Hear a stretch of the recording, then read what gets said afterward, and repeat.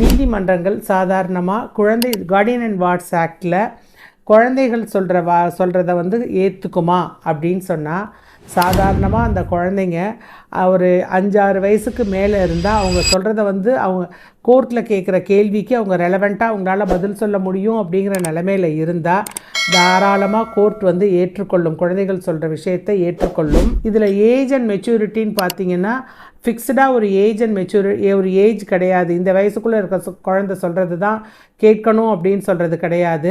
ஆனால் அந்த குழந்தையோடைய maturity level எவ்வளோ இருக்குங்கிறத நீதிமன்றம் பார்க்கும். முக்கியமாக கஸ்டடி வழக்குகளில் குழந்தைக்கு வந்து ஒரு பாண்டிங்கே இல்லைங்கிறத வந்து கோர்ட்டு புரிஞ்சுக்கிடுச்சுன்னா அதுக்கு வந்து ஏஜை வந்து ஒரு பேரியராகவே கன்சிடர் பண்ணாது. கண்டிப்பாக கோர்ட் வந்து குழந்தைங்களுக்கு எது நல்லதோ அந்த முடிவை தான் எடுக்கும். விஷ் ஆஃப் த சைல்டா வெல்ஃபேர் ஆஃப் த சைல்டா அப்படின்னு வரும்பொழுது நீதிமன்றம் வந்து விஷ் ஆஃப் த சைல்டுக்கு இம்பார்ட்டன்ஸ் கொடுக்கறத விட வெல்ஃபேர் ஆஃப் த சைல்டுக்கு ரொம்ப இம்பார்ட்டன்ஸ் கொடுக்கும். சைல்டு 5 வயசுக்கு குறைச்சலாக இருந்தால் யூஸ்வலாக நீதிமன்றங்கள் வந்து குழந்தை என்ன சொல்லுதுங்கிறத யோசிச்சுட்டு தான் அது கேட்கும்.